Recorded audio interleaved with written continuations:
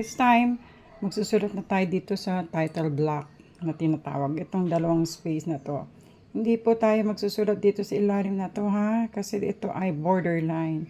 So, we'll make use of this space. Ito, tsaka ito. Ito, tsaka ito.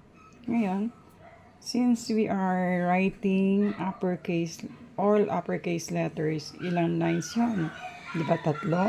So, sa bawat space na yan, okay, sa bawat space na to, magdodrawing tayo ng light lines, guidelines, 3. 3 dito, 3 dito.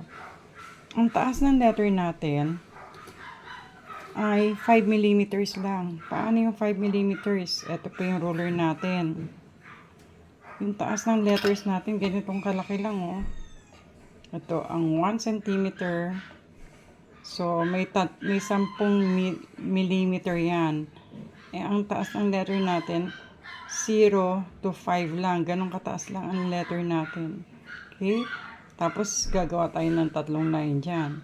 Paano yun? Okay, closer look.